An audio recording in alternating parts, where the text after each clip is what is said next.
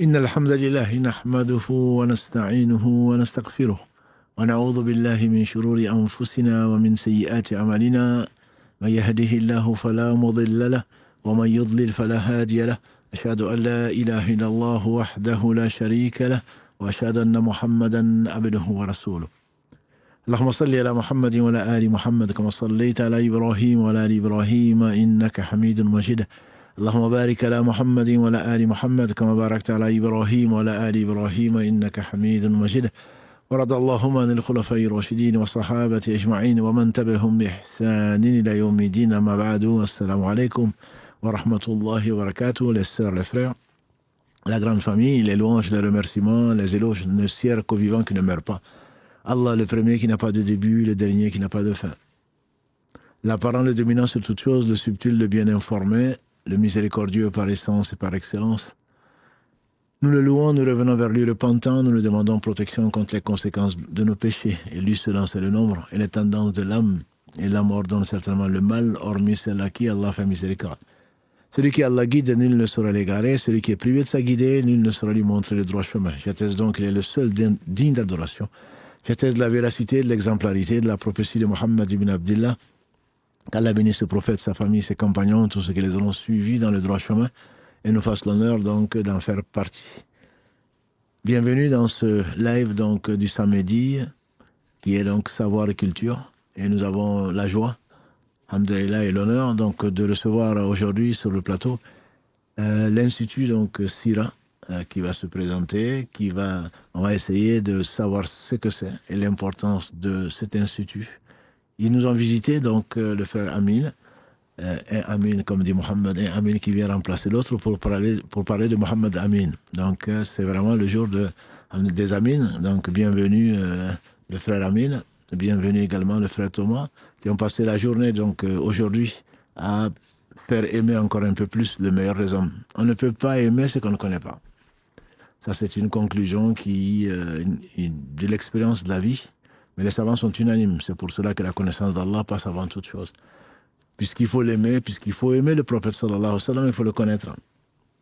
Et comme le hadith de Anas, qu'Allah l'agrée, et ainsi que tous les compagnons du prophète sallallahu alayhi wa sallam, il a dit, le prophète sallallahu alayhi wa sallam nous a dit, je jure par Allah ou par celui qui détient mon âme dans sa main, aucun d'entre vous ne sera véritablement croyant s'il n'est même pas plus que son père, sa mère, ses enfants et plus que lui-même. Et donc c'est une exigence de la foi et très certainement celui par qui Allah nous a guidés, celui par qui Allah nous a sauvés. On espère en tout cas mourir musulman et être sauvé de l'enfer, qu'Allah nous en préserve. Celui par qui Allah a ouvert les yeux des aveugles et n'est pas vraiment aveugle celui que l'on croit en général. Allah dit dans le verset 56, le verset 42 de la sourate Al-Hajj, sourate 22, ce ne sont pas les yeux qui sont aveugles, c'est plutôt les cœurs qui sont dans les poitrines. Effectivement, il y a beaucoup d'aveugles dans ce monde, même si on ne les voit pas dans la rue. Et donc, Allah subhanahu wa ta'ala a envoyé le meilleur des hommes, Muhammad sallallahu alayhi wa sallam. Et Allah dit dans la sourate 21, verset 107, « Wa ma arsalnaka illa rahmatan lil alamin » Nous t'avons envoyé à Muhammad qui est comme miséricorde pour le monde, pas seulement pour les hommes, pas seulement pour les djinns, c'est effectivement pour tout le monde. Et samedi dernier, on a vu un peu comment, samedi d'avant plutôt, on a vu avec le séjour du frère Amin, on a vu comment l'islam est venu sauver l'humanité en interdisant ce qui pour nous paraît juste être un détail, le riba en particulier, dont les conséquences, donc c'est pas seulement sur les hommes, pas seulement sur l'économie, mais c'est sur la planète, que j'ai dit planète Terre, et Allah seul sait sur quoi c'est. Donc aujourd'hui, Inch'Allah, on vous a déjà présenté dans 33 épisodes le joyau de la prophétie, avec des détails certainement, avec des leçons. Mais aujourd'hui, donc, nous allons faire le tour de la Sira, mais vu d'un autre angle, des spécialistes donc de la Sira, et qu'Allah subhanahu wa ta'ala les récompense et fasse que leur œuvre contribue donc à mieux faire connaître l'islam, puisque notre rôle n'est pas autre que ça. Allah n'a besoin de personne, et quand Allah aime quelqu'un, il donne la foi. Et donc, même au messager, comme Allah dit, « Wa ma Allah rasuli ila al-balagh » il n'appartient même au messager que de transmettre. Donc, Allah nous compte parmi ceux qui l'utilisent pour transmettre donc, sa belle religion. Donc, Amin, barakallahu fik, et jazakumullah khair d'avoir pris donc un week-end à Toulouse, mais pas pour visiter la place du Capitole. Et je me réjouis, et toute l'équipe, toute la mosquée se réjouit que les Mohamed Ada nous a dit 3-4 heures après avoir mis le lien donc pour la Sira, pour cette exposition que vous êtes venu donc animer, venant donc de Lyon, de l'Institut Sira. 3-4 heures après, il n'y avait plus de place. Et ça, alhamdulillah, ça prouve, on n'en doutait pas, L'amour, donc, c'est pas la curiosité, c'est l'amour pour la religion d'Allah subhanahu wa ta'ala, pour son prophète sallallahu alayhi wa sallam. Donc, avant de rentrer dans le vif du sujet, la première question que je voudrais te poser, c'est que tu nous fasses connaître un peu l'Institut Sira, puisque beaucoup de gens ne connaissent pas, sa création, ses objectifs, ses activités, ses ressources, disons tout ce que on veut tout savoir en quelques minutes. Barakallahu fik. Bismillahirrahmanirrahim. Alhamdulillahi rabbil alamin. Wassalatu wassalamu ala man ba'athahu Allahu rahmatan lil alamin.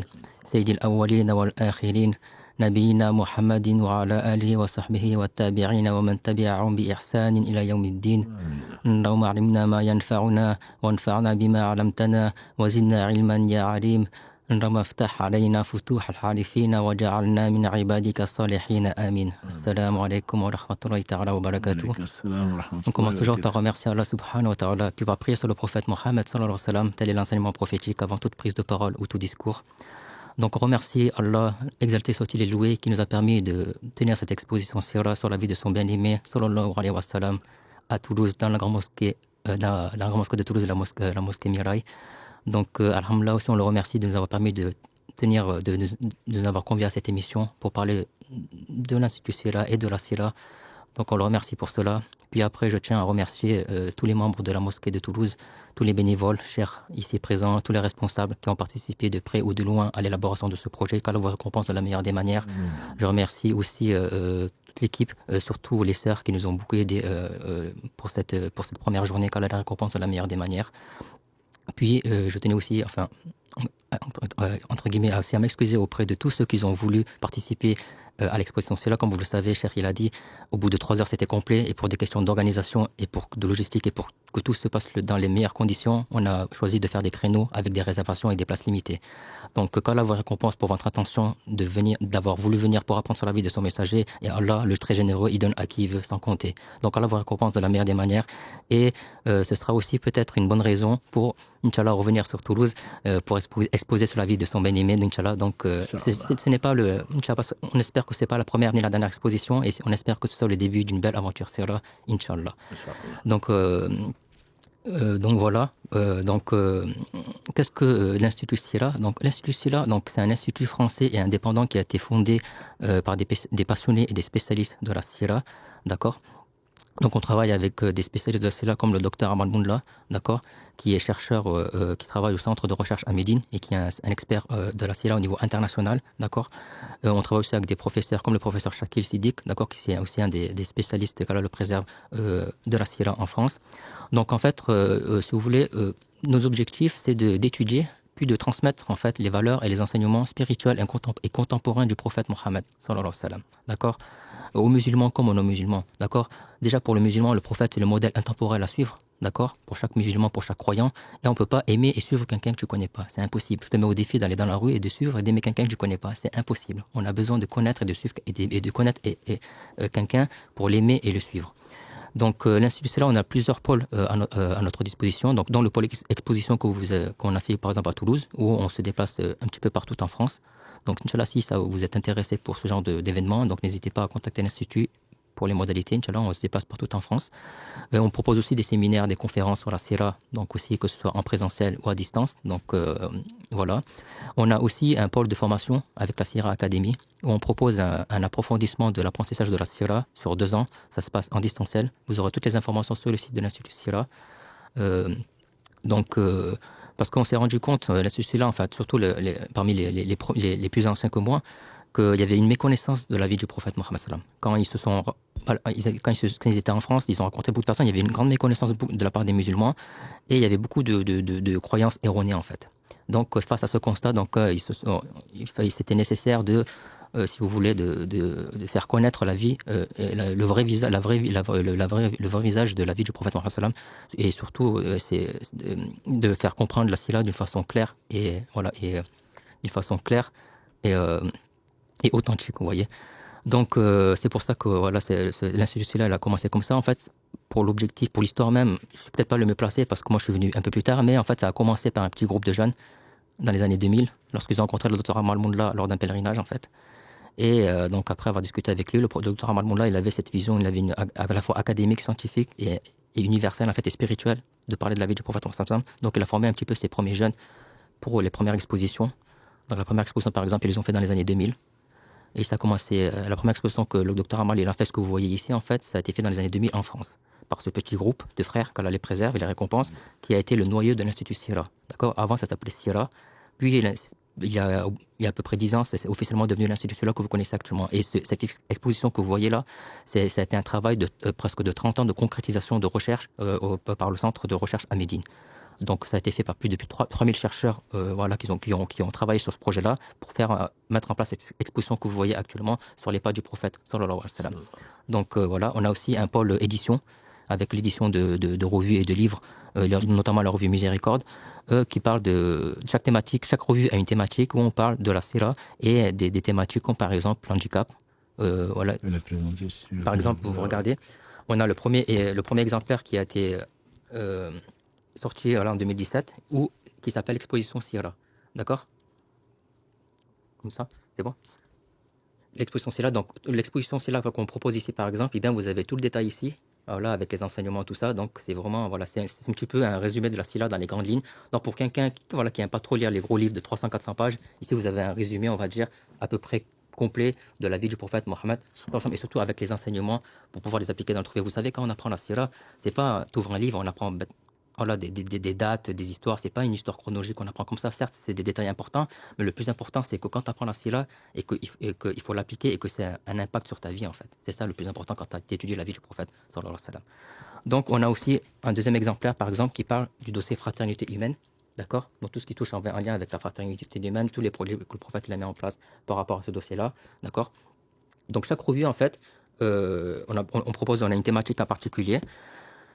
Ici, par exemple, le dossier environnement, c'est toutes les mesures que le prophète Mohammed sallallahu alayhi wa sallam, il a mis en place à son époque dans la ville de Médine pour assainir et pour purifier la ville de Médine. Il a mis en place des projets environnementaux pour purifier la ville de Médine, notamment au niveau de la faune et de la flore. Et vous savez que à notre époque, ce sont des enjeux qui sont importants. Et le prophète, il a déjà 1400 ans, il pensait déjà à ce genre de projet. Il avait fait de Médine une réserve naturelle dans une zone habitable. Vous imaginez, dans la ville de Médine, parfois les compagnons, il y a des textes, il y avait des animaux qui se baladaient dans la ville de Médine parce que dans certains périmètres, c'était interdit de chasser les animaux pour pouvoir les préserver, qu'ils puissent se reproduire et avoir le cycle naturel, vous voyez.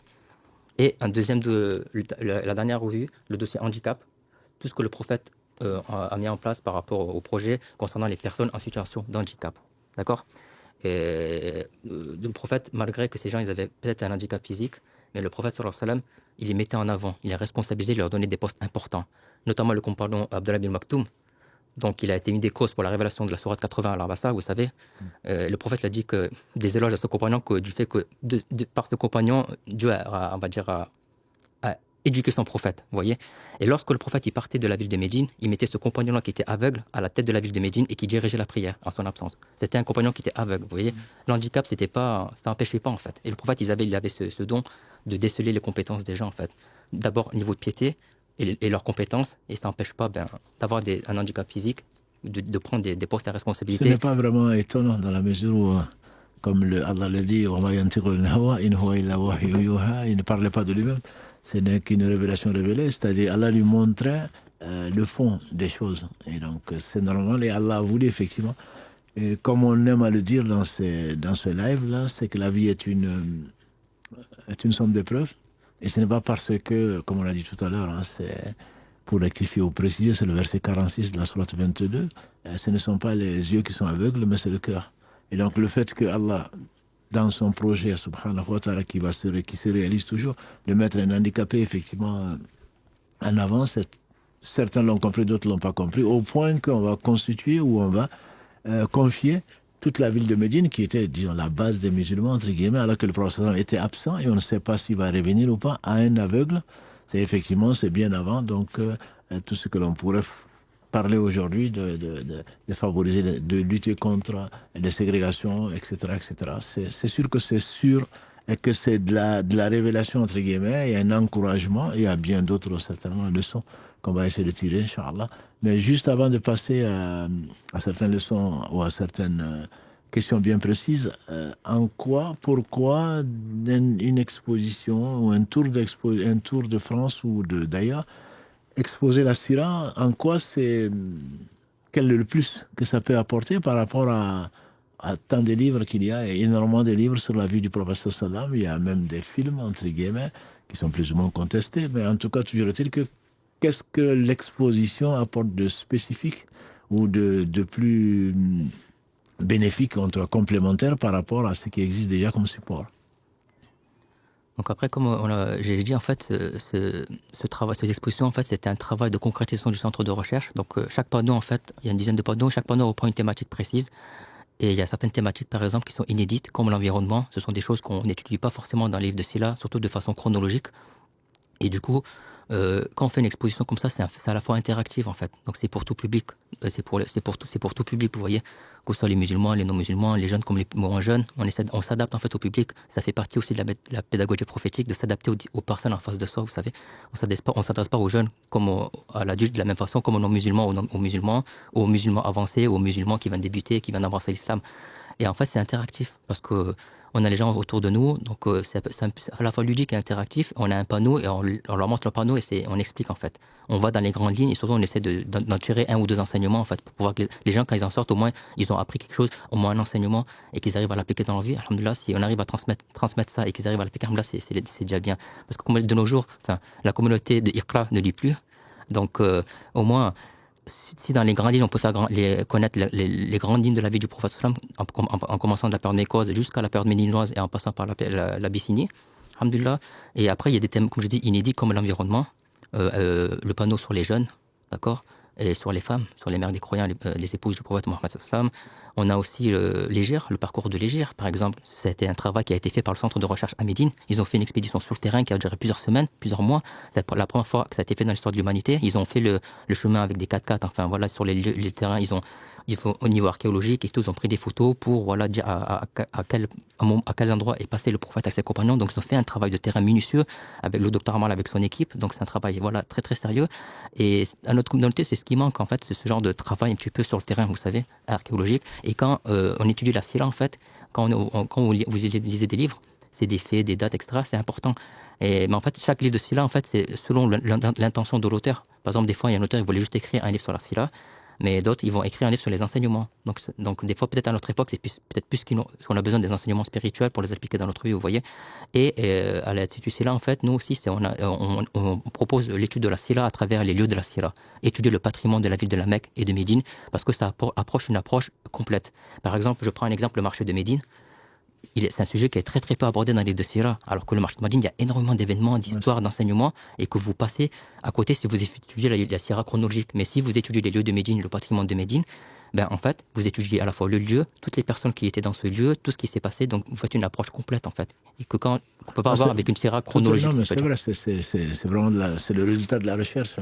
La recherche scientifique, effectivement, quand on voit un panneau, et même aujourd'hui, on a moins d'une heure pour parler de tout ça, de 60 années au moins d'histoire, etc. Mais moi, j'étais très impressionné par la maison de Aïcha. Donc, radiallahu anha, on en parle souvent, surtout l'événement qui a certainement bouleversé le sort de l'humanité, même l'humanité entière. C'est là où Allah l'a repris. Et c'est là où il faisait ses prières, et puis ça représente combien de mètres carrés? Tu m'avais dit tout à l'heure. Elle fait à peu près environ 5 mètres de longueur et 3,5 mètres de largeur. Et donc, et à peu près 17 mètres carrés, 17 mètres et demi. 17 mètres et demi, voilà. Donc, à peu près la taille d'un salon, d'un appartement. Voilà. Donc, c'est justement pour... Parce que là, on parle surtout, quand on a vu les épisodes, souvent les livres parlent qu'il a le dernier matin de ce lundi 12 Rabi al-Awwal, quand Allah subhanahu wa ta'ala lui a donné le choix et qu'il a accepté des régions de son Seigneur, subhanahu wa ta'ala. On parle d'une fenêtre qui donnait sur la mosquée. Quand on parle des tarawih, etc., que on est venu taper à la fenêtre de Aïcha, etc. Quand on voit ce que c'est 17 mètres carrés, c'est vraiment pas grand-chose. Et surtout, on pense que quand on lève, un homme moyen lève le bras, il touche le plafond. Je pense qu'on est certainement, ça donne à réfléchir. Et quand on le voit en maquette en particulier, c'est comme si on voyait le prophète sallam sortir de là pour entrer à la mosquée, parce qu'il y a également la partie de la mosquée, il y a certainement beaucoup plus de détails, mais on a presque l'impression de vivre avec eux, même dans un livre, bien sûr, on imagine. Alors que là, quand il y a vraiment des maquettes ou quand il y a des expositions, je pense que ça donne un tout autre goût, une autre saveur. Je pense vraiment à la Sira, on a l'impression de partager au moins pendant 1 heure ou pendant 30 minutes la vie réelle du prophète sallam et de ses compagnons, quoi. Donc, si tu veux bien, bon, Mohamed, je ne sais pas s'il y a beaucoup de questions déjà, mais j'aimerais bien qu'on fasse le tour, entre guillemets, de la Sira sans rentrer dans les événements, comme tu dis, les dates, les personnes, etc. Il y a un point qui est très important, c'est la place de la mosquée. Est-ce que tu peux nous en dire 2 mots, tirer quelques leçons de la place de la mosquée, notamment la Soufa, etc., de ce que le prophète sallam a construit matériellement. Après, on parlera de la fraternité peut-être, hein, mais la place de la mosquée, est-ce que la mosquée, c'était un lieu de prière, qu'un lieu de prière, ou la mosquée, c'était aussi autre chose? Donc en fait, la mosquée prophétique, qui est située au centre de la ville de Médine, donc c'était une mosquée qui était très simple. À la fin de sa vie, elle faisait 50 mètres par 50 mètres carrés. Elle a été agrandie, donc elle était très très simple, construite avec les matériaux de l'époque, des briques, voilà, les pierres avec de l'argile, etc. Vous avez une partie qui était couverte au niveau côté sud et côté nord. Donc là, c'est un peu, là, on n'a pas d'image, mais il faut imaginer un carré, c'est couvert du côté nord et du côté sud, et il y avait au milieu, c'était ouvert, un préau, et c'était du sable et du sable et des petites pierres par terre. Il n'y avait pas de tapis, pas de moquette, etc. Un simple carré. Et c'était une mosquée très très simple. Il n'y avait pas de dôme ni de minaret à l'époque, ni de mihrab. Et de cette simple mosquée sont sortis des géants, des hommes et des femmes. Le prophète, il a éduqué des hommes et des femmes. Nous, de nos jours, on a des très belles mosquées, on met des milliers d'euros pour construire des mosquées, des minarets. C'est bien, c'est beau, c'est noble, mais si ces mosquées, elles sont vides, elles sont fermées et qu'on n'y fait rien dedans, c'est que de l'ornement.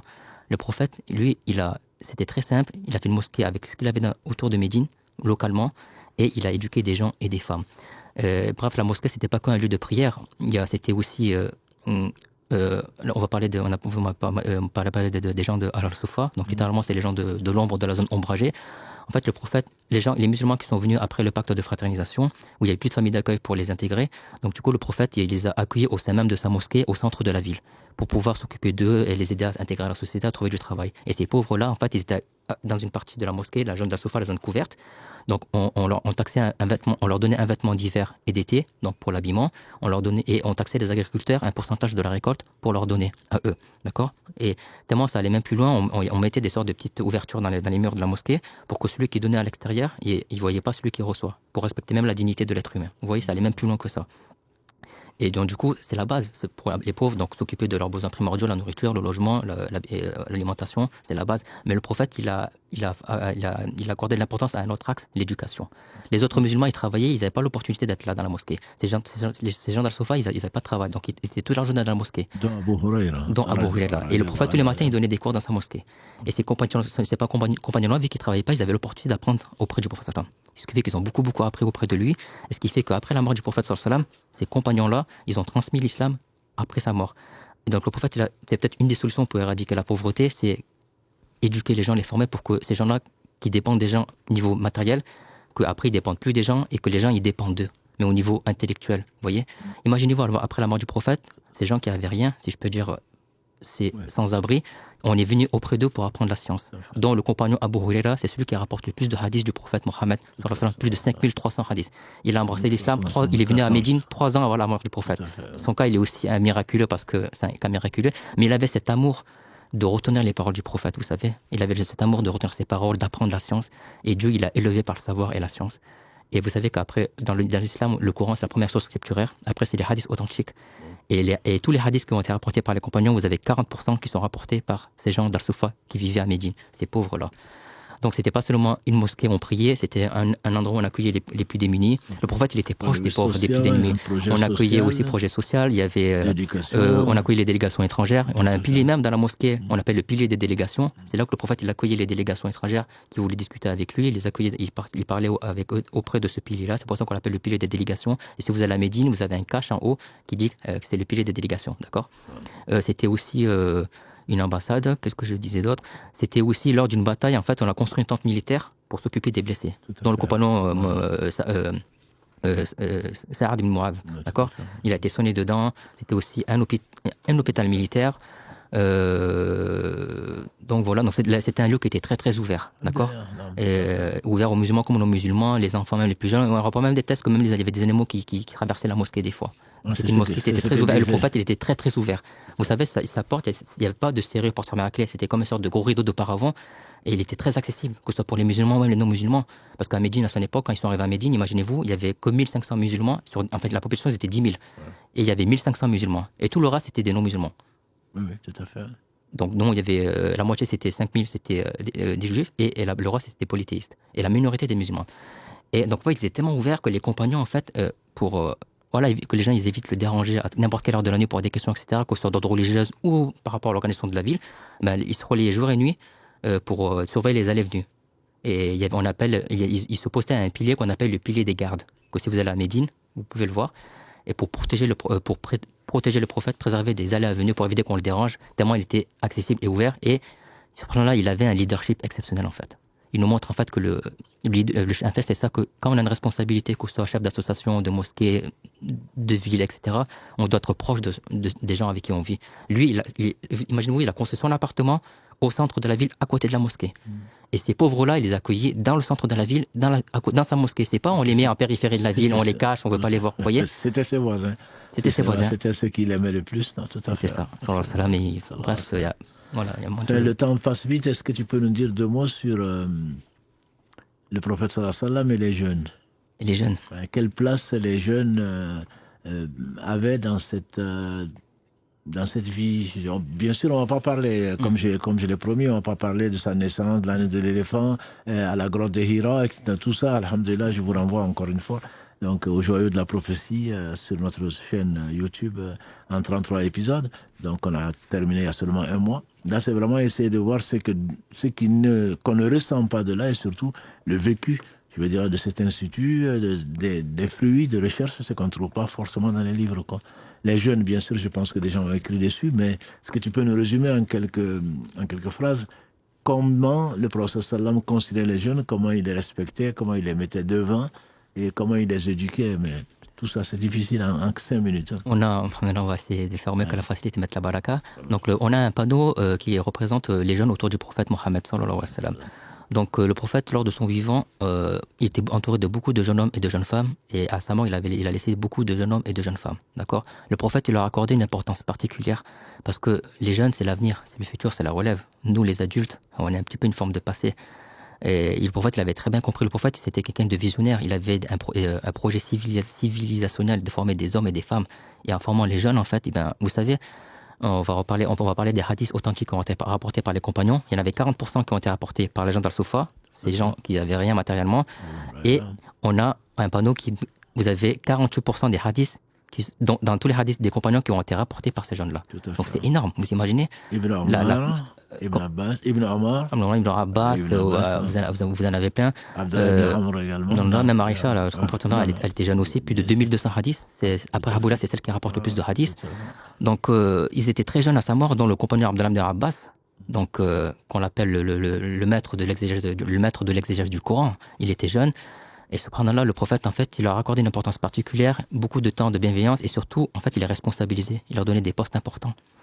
Et ce que de nos jours, on ne fait pas avec nos jeunes, on les écoute pas, limite ce côté trop jeune, on ne veut pas les responsabiliser, on les infantilise. Le prophète, c'était l'inverse. Vous imaginez, il y avait le compagnon Ja'far ibn Abi Talib.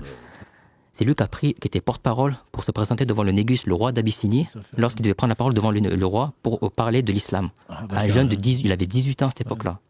Imaginez-vous la pression, c'est comme si de jour tu vas parler devant un président un président d'un pays, quoi. Ouais. Enfin, même moi, je pense que j'en serais pas capable. Ce n'est même pas un président d'un pays, c'était un empereur. Ouais, c'est ça. C'était un Najashi, c'est l'empereur de l'Abyssinie.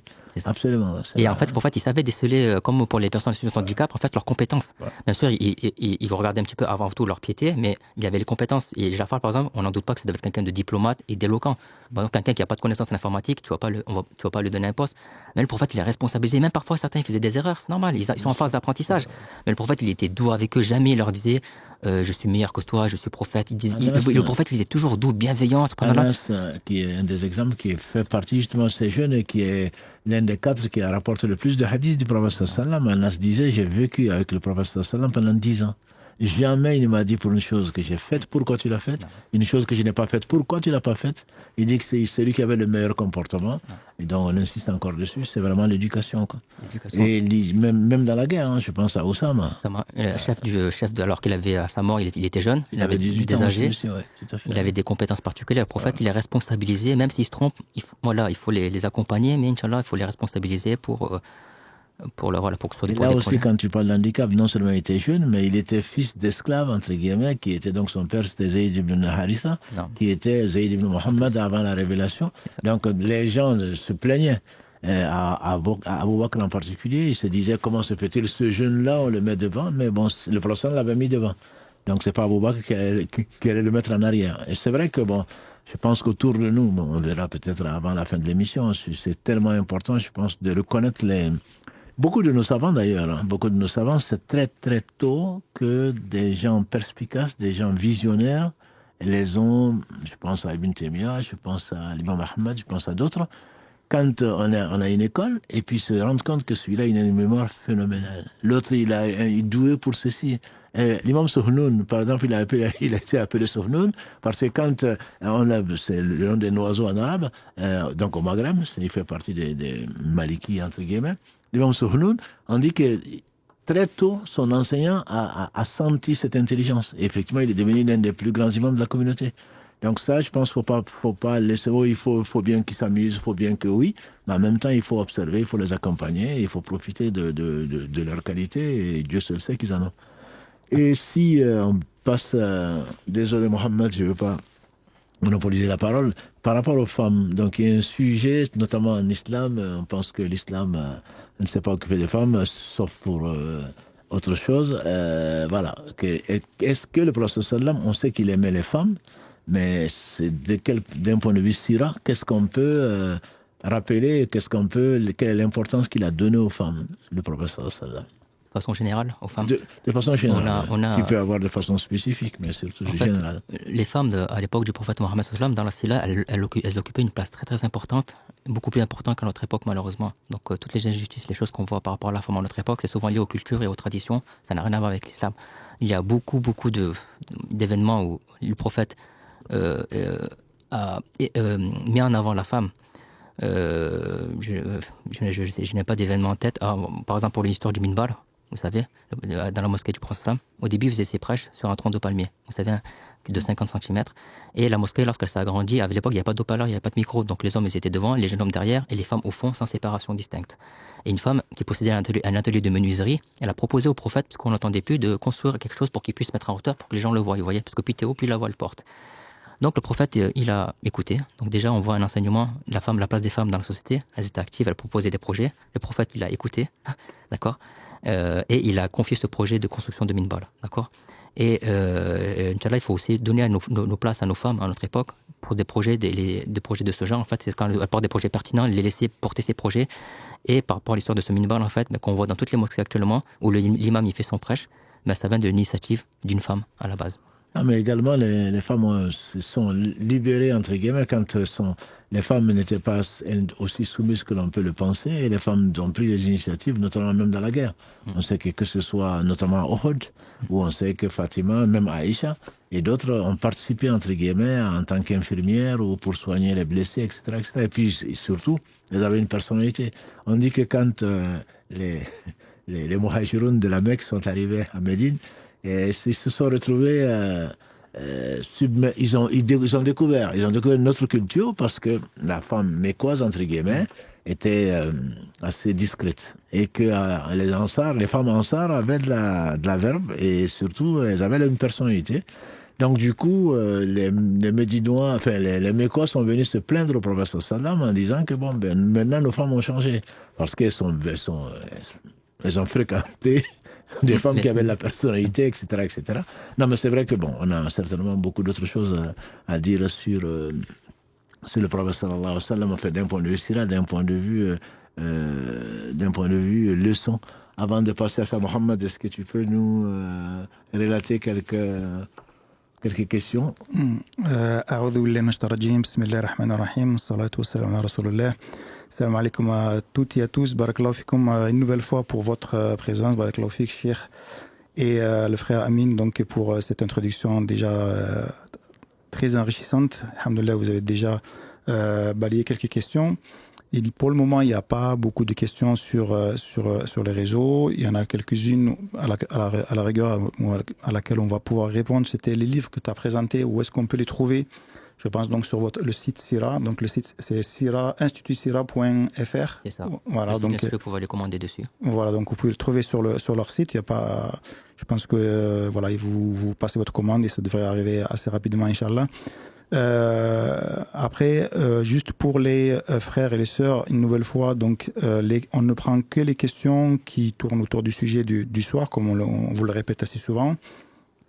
Et d'ailleurs, si j'ai vu quelques commentaires passer de personnes qui étaient très contentes qui ont participé très certainement à la visite aujourd'hui, qui étaient très contentes de l'exposition. Donc n'hésitez pas, si vous avez des questions que vous n'avez pas pu poser cet après-midi, ben, c'est peut-être le moment. Donc je vais essayer de les noter et de les relier en direct pour que le frère Amin puisse y répondre. Alhamdoulilah, moi j'ai suivi aussi un petit peu quelques groupes pour faire notamment quelques photos. Effectivement, Cheikh a posé tout à l'heure la question, qu'est-ce que une exposition peut apporter de plus? Alhamdoulilah, c'est vrai que quand on est devant les différents panneaux que vous exposez en fait chaque événement, ça nous permet en fait de nous projeter. Et c'est vrai de voir la grande maquette, l'affiche de la grande maquette de la mosquée comme tu en as parlé. Il y avait justement une question par rapport à ça, c'est que cette mosquée, en tout cas la mosquée des prophètes sallallahu alayhi wa sallam, il n'y avait pas de minaret. Alors, donc la première question que j'ai de poser, est-ce que le minaret, c'est quelque chose qui a été instauré du temps du prophète sallallahu alayhi wa sallam, ou est-ce que c'est arrivé après? Pour les minarets, c'est venu beaucoup après. Et c'est même non, c'est venu après, ça n'était pas de son vivant. Je ne pourrais pas vous dire quelle époque. Et il me semble, alors là, m'aurait fait qu'ils se sont peut-être inspirés d'autres cultures, d'autres civilisations en fait. Alors là, mais si je peux confirmer, mais c'était venu beaucoup après la mort du prophète. Non, mais c'est bien après. On sait que Bilal, Kalalagré, ainsi que tous les compagnons du prophète montaient sur le toit pour appeler, donc pour appeler à la prière. Donc ce n'est pas des minarets entre guillemets qui même quand les premiers sont arrivés, c'est probablement en rapport avec des non-arabes dans des églises ou autres avec des élévations. Mais c'est certain que ce n'était pas du temps du prophète sallallahu alayhi wa sallam. Donc je ne peux pas non plus dire à quelle époque exactement il est minarets. Mais les minarets sont aujourd'hui devenus presque un symbole dans la mesure où, avec les haut-parleurs, comme tu dis, c'était pour porter la voix. Et effectivement, le fait de le faire à l'intérieur, comme par exemple quand il pleuvait, et c'est une des sagesses pour lesquelles le prophète sallam disait à Bilal, quand il pleuvait, restez chez vous. Restez chez vous, s'il n'entendait pas l'appel à la prière, il ne pouvait pas venir. Aujourd'hui, bien entendu, ce ne sont pas du tout les mêmes méthodes que l'on utilise. Donc le minaret est bien plus symbolique aujourd'hui qu'avant, quoi. Voilà, après, il y a une autre question que j'ai relevée sur les réseaux. La personne qui essaye de s'intéresser, on va dire, à la religion, est-ce qu'elle doit commencer par apprendre l'histoire du prophète sallallahu alayhi wa sallam en même temps ou avant de s'initier à l'apprentissage de sa religion? Est-ce que ça devrait faire partie intégrante de l'apprentissage dès le départ? Disons que c'est la sira, bien sûr, fait, comme il a dit Amin, c'est comme je l'ai dit en introduction, quand on aime quelqu'un, il faut le connaître pour l'aimer. Comme il dit, en sortant dans la rue, tu ne vas pas suivre quelqu'un que tu ne connais pas. Ça, c'est à moins d'être un fou, ou alors d'être payé pour ça. Mais donc, ce n'est pas raisonnable de suivre quelqu'un qu'on ne connaît pas. Donc, connaître le prophète sallam, ça vient dans un sens d'approfondissement. Mais avant toute chose, c'est son message. Je pense qu'il faut aussi faire attention de ne pas idolâtrer le prophète sallallahu alayhi wa sallam comme certains ont tendance à le faire. Et d'ailleurs, c'était le sujet du cours de ce samedi-là, par rapport à ce que Allah subhanahu wa ta'ala, dans les versets 171 à 173 de la sourate 4, où Allah dit subhanahu wa ta'ala aux gens qui nous ont dévancés de ne pas exagérer, notamment sur Jésus.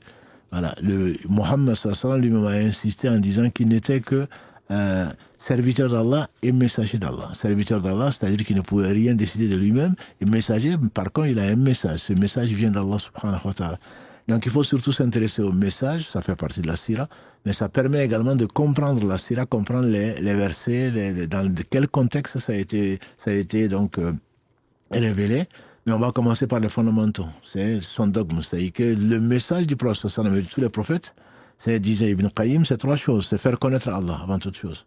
Donc Allah, c'est le vivant qui ne meurt pas, c'est lui qui a tout créé sans besoin, etc. Donc c'est le parfait.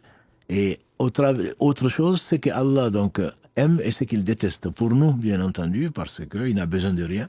Et troisièmement, la promesse, et pour justement, l'objectif, c'est l'au-delà. Et donc, c'est la promesse d'un jour meilleur et éternel, donc pour les gens qui croient en Allah et en ses messagers, et d'un jour terrible, pour ne pas dire pour l'éternité, pour les gens qui refusent d'ajouter foi, donc au message des différents prophètes, alayhim salam. Donc, la sira est indispensable, la sira est liée, et dans le Coran, au travers du Coran, ce qu'on a essayé de faire dans les joyaux de la prophétie, combien de versets, pour comprendre les versets et leur sens et leur implication, il faut connaître la sira. Mais ce n'est pas par ça qu'on va commencer. C'est que ce n'est pas l'homme. On n'adore pas Mohammed, sallallahu alayhi wa sallam. Contrairement à d'autres, Mohammed n'est qu'un messager. D'autres messagers l'ont précédé. Donc, il faut voir surtout le message. Le message, c'est de connaître Allah. C'est de dire qu'est-ce qu'il nous a ordonné par bienveillance, par miséricorde, pour traverser ce monde sans nous perdre. Et lui, effectivement, c'est par lui qu'Allah subhanahu wa ta'ala a voulu donc que ce message parvienne. Donc, il faut le connaître, effectivement. Mais je dirais que c'est quelque chose qui doit être fait en parallèle. Et plus la foi rentre dans le cœur, plus on ne peut que aimer le porteur de celui-là, parce qu'il est bien meilleur que nos pères et mères. Nos pères et nos mères n'ont pas d'autres moyens, je veux dire, que de nous montrer ce qu'ils pensent être bien. Alors que lui, il détient la science qu'Allah lui a confiée et il n'y a pas de doute dessus pour le croyant. Donc on ne peut pas ne pas aimer. Pourquoi un enfant aime sa mère ? Plus que son père d'ailleurs parfois, parce que justement tout ce dont il a besoin, c'est sa mère qui l'éduque, c'est la mère qui lui donne à manger, à boire, etc. Ce n'est pas bien sûr, c'est Allah qui le fait, mais là le prophète sallallahu alayhi wa sallam, c'est par lui qu'Allah nous sauve et nous guide dans cette voie-là. Et c'est pour cela qu'on va finir par l'aimer si Allah nous fait aimer la foi. Parce que la foi, Allah a voulu que ça passe par lui. Mais je ne dirais pas que c'est la première des choses à faire. Pour moi, c'est même naturel. Et ça devient même indispensable. C'est une nourriture de la foi, c'est une nourriture du cœur. Et on en parlera peut-être, Inch'Allah, un peu plus mercredi prochain, Inch'Allah. Inch'Allah, barakallahu fik. Une question qui, alhamdoulilah, revient souvent, à laquelle on a déjà répondu. Quelle est la meilleure façon de connaître le prophète sallallahu alayhi wa sallam, par quoi commencer? Moi, j'ai envie de la retourner un peu différemment. Aujourd'hui, à l'Institut Sira, quels sont les projets que vous comptez développer en plus donc de l'exposition? Est-ce qu'il y a d'autres projets que vous êtes en train de mettre en place justement pour mieux connaître ou avoir d'autres manières de connaître le prophète sallallahu alayhi wa sallam? Alhamdulillah, on a pas mal de projets en cours. Donc je ne vais pas tout vous spoiler quand même, mais alhamdulillah, on demande à Allah qu'il fasse et qu'il mette la baraka. On a beaucoup de projets notamment liés à l'éducation.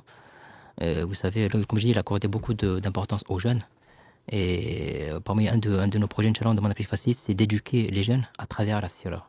Vous savez, c'est pas juste leur apprendre la sira, les faits chronologiques, etc., mais les éduquer à travers la sira. Un exemple, tu réunis des enfants dans une classe et tu leur fais écouter un audio de leur père ou de leur mère, de leurs parents, voilà, qui disent des paroles touchantes, attachantes, tu as un cadeau, des paroles qui vont les toucher. Et il y aura parmi ces enfants-là des gens qui n'auront pas de mère et de père. Donc voilà, on va dire qu'est-ce que tu ressens par rapport à ça. Et les autres qui ont des parents, on leur fait comprendre tout ça. Et après, on leur dit par exemple que le prophète Mohammed sallallahu alayhi wa sallam, dis-toi que comme celui qui n'a pas de père ou de mère, mais lui aussi, le prophète, il n'a jamais entendu la voix de son père. Parce qu'il est mort avant sa naissance. Donc là, on va parler des gens qui sont orphelins, mais d'une façon concrète. Ils vont comprendre, ils vont parler entre eux, aussi leur faire visiter des orphelinats, des choses. Vous voyez, c'est éduquer à travers la sila, et c'est plus parlant déjà, même je pense aussi pour les adultes, mais surtout pour les enfants, parce qu'ils ont une méthode d'apprentissage. Et alhamdoulilah, c'est aussi peut-être un des projets aussi on espère développer, éduquer les jeunes à travers la sira. Bien sûr, après on a d'autres projets aussi. Donc, qu'Allah fasse de mettre la baraka. Donc, on a aussi prochainement, Inch'Allah, la prochaine revue Miséricorde qui va sortir, on espère, Inch'Allah, fin d'année, qui va parler de la ville de Médine. Donc, le 5e tome. Donc, il va parler de la ville de Médine. Voilà. Donc, on a aussi peut-être juste parler du mini-musée que vous êtes en train de mettre aussi en place sur oui, la on a ville de Lyon. À Lyon depuis janvier l'ouverture de notre mini-musée Sira. Et à ma connaissance, alors là, c'est peut-être le premier musée de ce genre en France, dédié à la vie du prophète Mohammed sallam, avec des maquettes. Donc on a 5-6 maquettes qui parlent de la vie de la Mecque, de la ville de Médine. Et enfin, moi je suis très maquette, plus que les panneaux. Et donc les gens ils aiment un peu. Donc c'est très visuel. Et voilà, on essaie d'expliquer dans les grandes lignes. C'est complémentaire en fait de ce qu'on propose là. Il y a des choses qu'on dit là-bas qu'on ne dit pas ici. Et ici des choses qu'on dit pas là-bas. Ça se complète. Et on essaie un peu de parler des monuments et du patrimoine de la Mecque et de Médine. Notamment un de mes monuments préférés, c'est la maison de Khadija bint Khuwaylid. Qu'ils ont fait des archives, ils ont retrouvé et qu'on parle, on a des photos et tout. Et un monument majeur de la vie du prophète sallam et surtout durant la période mécoise. Vous savez qu'il a vécu dans une grande maison à la Mecque. Khadija bint Khuwaylid était une riche commerçante. Lorsqu'il s'est marié avec elle, il est allé vivre chez elle. De nos jours, quand on se marie en général, les femmes vont aller chez leur mari. Le prophète, c'était l'inverse, il est parti vivre chez son époux qui avait une grande maison. Comme je dis, c'était le modèle intemporel pour les croyants. Il a vécu aisément à la Mecque et à la fin de sa vie dans un petit appartement très modeste.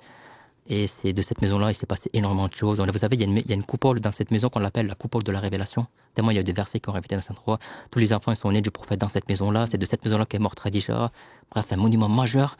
Et ça, par exemple, on ne le trouve pas dans le livre de Sira. Et malheureusement, ça n'a pas été préservé. Mais on a des photos. Et si tu vas à Médine, à la Mecque, il y a juste un carrelage qui est un peu différent au niveau des couleurs. Bon, maintenant, ça a été tout relevé par rapport au Marwa et tout. Mais bon, voilà, c'est vivre la Sira par les lieux, en fait. Quand tu étudies ça avant, et tu vas là-bas, tu contextualises et tu vis la Sira, que ce soit à la Mecque ou à Médine. Et c'est une autre façon aussi qu'on a de transmettre la Sira, en fait. Donc, c'est assez complémentaire. Et surtout quand tu vas sur place. Tu dis, le prophète, il était là, les compagnons, ils étaient là. Vous savez, le calife Omar ibn Abdelaziz, qui est un descendant de Omar ibn Khattab, il a décidé de construire une mosquée qu'on appelle des mosquées omariennes dans tous les endroits où il y avait un lien avec le prophète Mohammed sallam. Le prophète il a prié, il y a eu quelque chose, il a construit une petite mosquée pour authentifier cet endroit-là à son époque. Et alhamdoulilah, ça a été préservé jusqu'à de nos jours. C'est alhamdoulilah qu'on est là pour pouvoir parler de ces maquettes-là et ça fait partie de notre patrimoine en tant que musulman.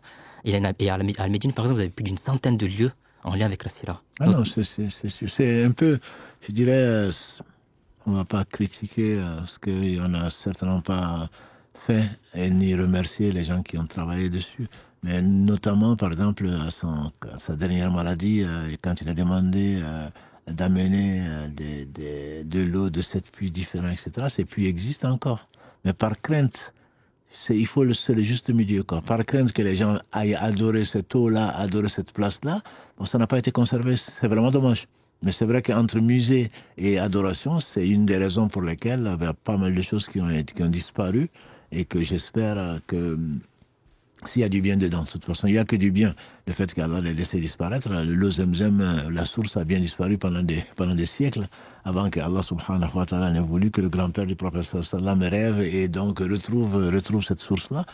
Et il faudrait, je pense, en tout cas pour les générations à venir, essayer d'être plus exigeant et de vivre avec son temps. Et comme tu dis, tout à fait, le fait de voir un endroit sans l'adorer. Moi, je me rappelle, dans les années 80, quand avant que ils entourent la tombe du prophète sallam et ses deux compagnons pas de barbelés, mais en tout cas de façon où tu ne vois rien.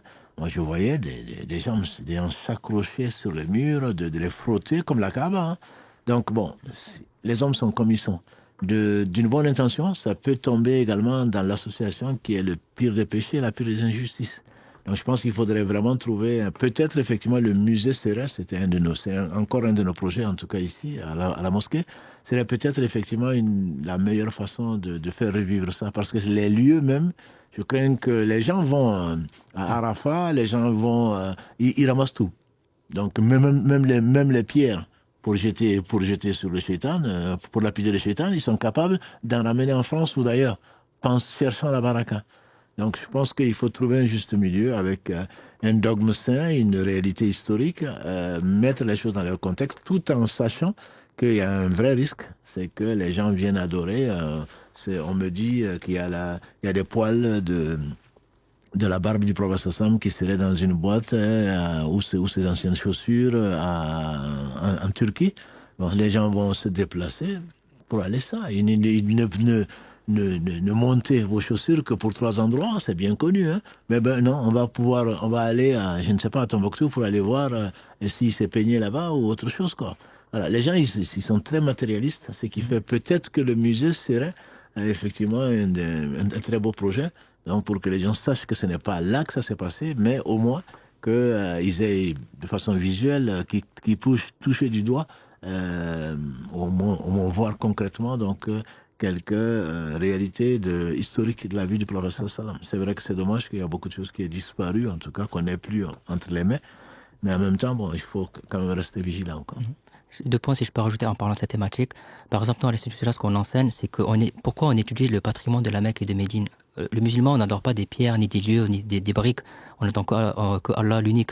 En fait, on étudie ces lieux-là en lien avec la Sira pour apprendre les valeurs humaines et les enseignements spirituels que le prophète nous a enseignés. En fait, il y a eu des événements et des lieux, il y a eu énormément d'enseignements. Et c'est ça, en fait, on étudie ces lieux-là pour apprendre ces valeurs, ces enseignements, pour les appliquer dans notre vie. Et comme vous avez dit, après, l'être humain, malheureusement, on manque d'éducation, qu'Allah nous guide. Et aussi, par exemple, je prends un exemple, la grotte de Saoul. On a une maquette dans notre musée. On parle de la grotte de Saoul, qui se trouve au sud de la Mecque. Ils sont allés pendant 3 jours avant de se rendre à la Mecque, pour se cacher, pour brouiller les pistes. Et on a des photos qui ont été prises par le docteur Amar Mounda il y a 40 ans. Et il a pris une photo à l'intérieur de la grotte, où tu vois l'extérieur. Et en fait, c'est une petite cavité. Et maintenant, la grotte, elle a été aménagée. Malheureusement, ils n'ont pas préservé tout ça. Et quand les photos actuelles, quand tu regardes la grotte, tu te dis, mais comment ça se fait que le prophète, il était caché avec Abou Bakr et que les gens ne l'ont pas vu? Parce qu'il y a un pisteur qui était venu devant la grotte, il a fait ses besoins, etc. Et on se dit, mais comment il a pu venir là sans le voir? Mais avec les photos actuelles, les aménagements, c'est pas possible. Et cette photo-là, alhamdoulilah, quand on se met dedans, on voit que c'est une toute petite cavité et que, en fait, si on est de l'extérieur, il faut vraiment se baisser et regarder au niveau de ses pieds. Quand Abou Bakr, il a dit, si on regarde au niveau de ses pieds, il nous verrait. Vous connaissez ce passage. Et qu'a dit le prophète sallam? N'aie pas peur, Allah est avec nous. Allah a immortalisé ce passage dans le Coran. Et en fait, si on connaît la topographie, tu vois cette photo, tu comprends vraiment et tu vis la sira. Et ça, c'est un moment majeur. Que, voilà, et en étudiant celui-là, en fait, malheureusement, comme vous avez dit, ça n'a pas été préservé. Mais voilà, on a cette photo-là, et là, tu comprends la sira et tu vis le moment. Tu dis, c'est là qu'il était avec le prophète, dans ce tout petit endroit pour 1 ou 2 personnes. Donc voilà, tu vis la sira et tu comprends encore mieux le contexte de révélation, des versets et des hadiths, en fait. Effectivement, moi j'ai été impressionné l'année dernière quand j'ai visité le musée de la Révélation. Donc, Masha'Allah, à côté de la grotte de Hira, donc, où ils ont reconstitué, je pense que c'est ce qu'il faut faire, l'exemple qu'il faut suivre. Ils ont reconstitué, tu n'as pas besoin, pour monter à la grotte de Hira, tu as besoin de minimum 1 heure, même pas moins, hein, un bon marcheur, un minimum 1 heure de temps pour monter. Pour aller faire quoi? Ils vont aller ramasser des cailloux qu'ils risquent de garder en cas de non-pluie ou s'ils veulent un enfant. Voilà, donc ils vont adorer des cailloux, alors que le musée représente vraiment, et ils ont essayé de reconstituer, mais en 3D, et avec vraiment les conditions les plus modernes possibles. Et ça, je pense que moi, en tout cas, ça m'a beaucoup impressionné. J'espère également. C'est une façon de conserver, je pense, des pièces et conserver, faire vivre la sira. Mais comme tu dis, je pense que c'est sur cet aspect-là, peut-être qu'il faut continuer les enseignements. Les enseignements, je pense, de la sira, c'est surtout ça. Pour que le vivant, le prophète sallam, son enseignement est vivant. Donc, c'est la raison pour laquelle Allah l'a rappelé. S'il avait voulu, si on avait besoin du prophète sallam, certainement Allah l'aurait fait vivre comme il a fait vivre, entre autres, Nuh, 950 années avec son peuple, et peut-être plus pour le prophète sallam si Allah avait voulu, mais Allah n'a besoin de personne. Et donc son enseignement est là, les révélations ont été conservées, tant dans les hadiths, comme tu dis, que dans le livre, la parole d'Allah subhanahu wa ta'ala. Et donc maintenant, ce sont des leçons certainement à tirer. Et quand je suis assez agréablement surpris, mais très heureux de voir que dans la Sira, dans la revue Miséricorde, on peut tirer la Sira et le handicap, la Sira et l'environnement. Donc c'est quand même très précis, très moderne, entre guillemets, quoi. Ça vit avec son temps. Donc il faut vivre avec son temps et ne pas voir l'histoire comme une somme de choses qui sont passées et qui n'ont pas d'importance. Et certainement, ce qu'il faut développer, même pour les écrivains, je pense que c'est plus les leçons à tirer de la Sira plutôt que une histoire, bien sûr, qui existe avec des chiffres et des hommes, qu'Allah les bénisse tous, qui ont donné leur vie, qui étaient de vrais hommes, les meilleurs hommes après les prophètes, alayhim salatu wassalam. Mais surtout, je pense, qu'est-ce qu'ils ont laissé, quoi? Qu'est-ce qu'ils ont laissé comme leçon pour l'humanité? Est-ce que tu as une leçon particulière à nous laisser, ou qui t'a frappé en dehors, sur la sira du prophète sallallahu alayhi wa sallam? Je pense que c'est dans tous les domaines, hein. D'un point de vue, bon là tu as parlé du handicap, tu as parlé de l'environnement, mais est-ce que des leçons aujourd'hui, je pense, qui pourraient nous servir en France ou ailleurs, hein, mais surtout en France aujourd'hui, notamment avec les jeunes par exemple, est-ce que tu penses à des leçons qui t'ont plus frappé que d'autres? Des leçons en particulier. Si je peux me permettre de compléter, cher, Oui. Toi, en tant que guide de l'exposition, dans l'exposition, est-ce qu'il y a quelque chose qui vraiment t'a marqué par rapport à justement l'exposition que tu fais depuis un petit moment maintenant? C'est-à-dire quelque chose qui m'a marqué dans l'exposition, Ouais, quand je présente l'exposition. dans l'histoire, exactement. Ouais. Lorsque je présente un panneau. Oui, exactement, par exemple. Je me souviens, par exemple, tout à l'heure, pour avoir suivi un petit peu un groupe que t'as mené, où tu parlais du tombe dans la mosquée du prophète sallallahu alayhi wa sallam, les tombes, quand on passe devant, quand on salue le prophète sallallahu alayhi wa sallam, on salue ses compagnons radiallahu anhu. Le fait que tu as expliqué comment étaient disposées les tombes, j'ai vu presque des larmes dans tes yeux quand tu l'expliquais, tellement tu le vivais. Donc voilà, peut-être pour revenir sur cet épisode notamment qui était très intéressante. D'accord, alors par rapport aux tombes. D'accord. D'accord, donc en fait, lorsque le prophète Mohammed il est mort en fait, donc il a été enterré donc dans sa cour, donc d'après l'avis majoritaire. Donc lorsque vous allez à Médine, en dessous du dôme vert, vous avez l'appartement d'Aïcha et la cour juste en dessous. Donc il a été placé, bon là c'est un peu compliqué sans les maquettes, donc si vous voulez, il a été placé voilà, dans sa tombe, et sa tête en direction de la Qibla, d'accord, et son visage orienté vers la Qibla, et Abou Bakr il a été enterré à ses côtés, donc au niveau de ses épaules, d'accord, et donc voilà, le prophète était enterré comme ça si vous voulez. Abou Bakr il était au niveau de ses épaules ici, sa tête là, ses pieds, et Omar au niveau des épaules d'Abou Bakr. Il y avait même une hiérarchie au niveau du placement des tombes, d'accord.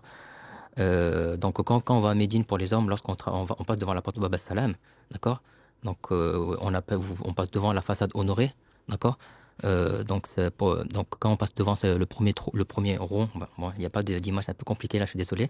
Donc dans le premier grand anneau doré, c'est là où est enterré le prophète Mohammed sallam. Donc quand on passe ici, on dit assalamu alayka ya Rasulallah, que la paix soit sur toi, ô messager de Dieu. Puis on avance au deuxième, on dit assalamu alayka ya Abu Bakr, que la paix soit sur toi, ô Abu Bakr.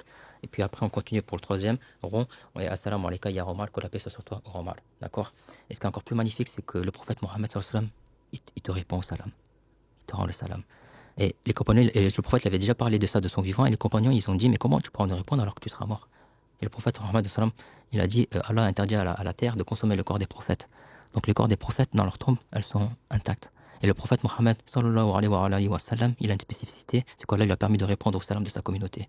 Donc ça c'est pour les hommes. Vous les femmes, vous saluez de la Raouda, du jardin béni, vous avez une double baraka, alhamdoulilah. Donc ça c'est Allah qui a voulu ça pour les hommes, il y a une sagesse derrière. Donc les hommes quand on passe là, tu dis assalamu alayka ya Rasulullah, et le prophète il te répond assalamu alayka ya Mohammed, assalamu alayka ya Amin. Et qu'est-ce que c'est assalamu alayka? C'est que la paix soit sur toi. Le prophète il demande que la paix qui vient d'Allah soit sur toi. C'est une invocation du prophète sallallahu alayhi wa sallam, et on sait que les invocations du prophète elles sont exaucées. Mais c'est pas ça qui est encore plus grandiose. C'est que notre religion c'est une religion de miséricorde. Donc tu peux prier sur le prophète Mohammed sallallahu alayhi wa sallam ici en Chine ou partout dans le monde avec sincérité.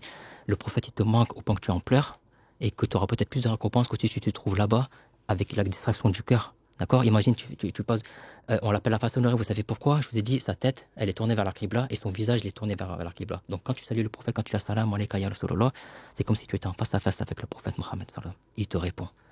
Est-ce que, déjà même envers nos parents, même quand on parle à quelqu'un, on s'adresse avec lui. Donc imagine, tu t'adresses au prophète, même imagine, il serait devant toi, est-ce que tu détournerais le regard, tu serais sur ton téléphone en train de faire un snap? Jamais de la vie. Et le prophète, il te répond assalamu alayka.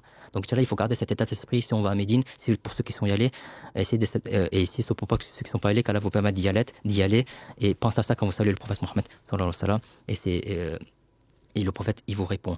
Donc voilà pour Non, mais je rajoute il a dit, ne prenez pas, enfin, ne venez pas me voir pour me passer le salam. Donc, quand on va à Médine, on va pour visiter la mosquée du prophète sallam, où la prière vaut 1000 prières, celle de Quba qui vaut une umrah, on sait 2 rakas. Et donc, on passe parce que son cimetière est là, entre guillemets. On passe et passe tous les matins, tous les soirs, et en pensant surtout, moi j'ai vu des gens, des groupes de gens rester là du Asr jusqu'au Maghreb en train d'invoquer. Je crains fort que ce soit le prophète sallam, quoi. Voilà, donc ça reste un cimetière, entre guillemets, avec tout le respect qu'on lui doit et qu'on lui devra toujours, parce que n'est pas celui qui ne remercie pas les gens ne remercie pas Allah, et on ne doit à aucun homme plus qu'au prophète sallallahu alayhi wa sallam. Encore une fois, il ne faut pas retomber donc dans l'idolâtrie, quoi. C'est que si je vais, j'imagine le prophète sallallahu devant moi, comme tu l'as si bien dit, dans chaque prière, si tu veux, la prunelle de ces dieux, c'était la prière. Et dans la prière, tu invoques Allah subhanahu wa ta'ala, tu pries sur son propre sallam. Allah en a fait une obligation, un pilier même, chez certains, dans certaines écoles comme chez les Hanbali. Chez d'autres écoles comme chez les Malikis, c'est pas un pilier. C'est pas un pilier, c'est-à-dire c'est pas une obligation entre guillemets, bien que c'est vraiment malheureux celui qui ne prie pas sur le prophète sallallahu alayhi wa sallam. Donc je pense qu'il faut retenir justement, si les gens sont arrivés à là où ils sont arrivés, c'est parce qu'ils ont vu, le sage disait, quand tu montres à la personne sotte, quand tu lui montres du doigt de l'index, quand tu montres l'index, par l'index tu lui montres la lune, il voit l'index, il voit pas la lune. Voilà, donc c'est bon, c'est un proverbe, je trouve, qui est très beau et très sage. Alors, malheureusement, les gens ne voient que l'aspect matériel, quoi. Allah subhanahu wa ta'ala, ça lui est tellement facile. Je veux dire, tout lui est facile. Et dans les versets 185 et suivants de la sourate 3, Allah parle des martyrs en disant qu'ils vivent. Ne pensez pas qu'ils sont morts. Donc ce n'est pas étonnant du tout que le prophète sallam vive dans la tombe comme les autres prophètes, comme tu l'as dit. Allah a interdit la destruction des corps des prophètes. Ils sont en train de prier. On n'a pas à se poser la question de savoir comment ils prient, comment ça se fait, etc. On doute peut-être, hein. On n'a peut-être pas la certitude, on ne connaît pas Allah subhanahu wa ta'ala pour qui tout est facile. Donc si Allah a voulu subhanahu wa ta'ala que le prophète sallam meure, c'est qu'il a laissé cette sunna-là, notamment dans la prière, j'insiste beaucoup dessus, parce que je trouve malheureusement les jeunes et les moins jeunes, quand on sent ses forces affaiblir, peut-être qu'on pense un peu à la prière, etc. Mais c'est la prière, c'est l'acte le plus aimé d'Allah subhanahu wa ta'ala. Et le prophète sallam, il priait, alors qu'Allah lui a tout pardonné, il priait jusqu'à ce que ses pieds étaient enflés.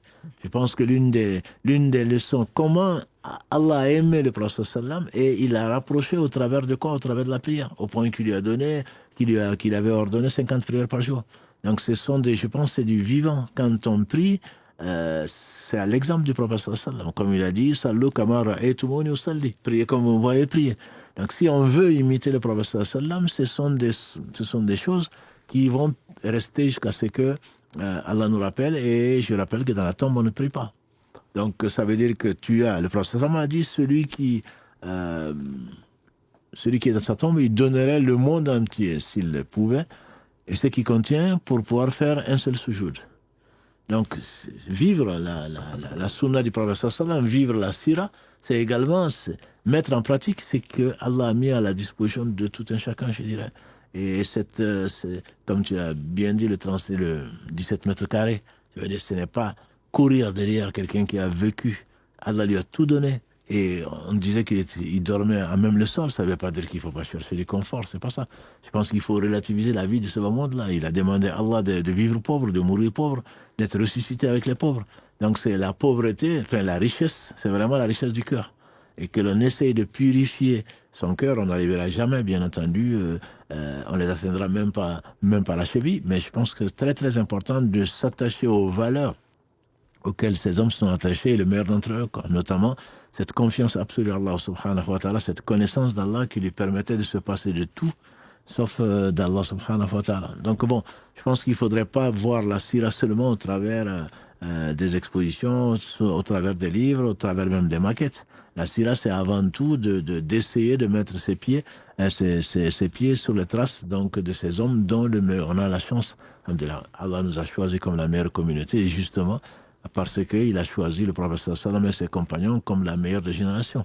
Voilà, donc je pense qu'il y a des choses qui sont concrètes, qui doivent l'être en tout cas en chacun d'entre nous, et à chaque moment, encore une fois, ne jamais adorer le prophète sallallahu alayhi wa sallam, mais remercier Allah subhanahu wa ta'ala qui n'a besoin ni de Mohammed sallallahu alayhi wa sallam ni de personne, mais qui nous a donné cette opportunité-là, et prier sur le prophète sallallahu alayhi wa sallam, ça doit être,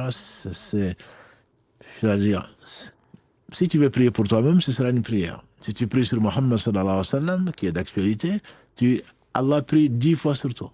Donc, je veux dire, tu ne peux pas avoir meilleure occasion de prier pour toi-même que de prier sur le prophète sallallahu alayhi wa sallam. Prier sur lui, ça veut dire appeler la bénédiction d'Allah sur lui, et ça veut également t'attirer à toi-même la bénédiction d'Allah, celle de ses anges, sur toi-même. Donc, ce sont des choses, je pense, qui sont très importantes et que chacun d'entre nous peut vivre. C'est pas forcément, il ne faut pas sortir de l'université de je ne sais quoi d'autre pour tirer de grandes leçons.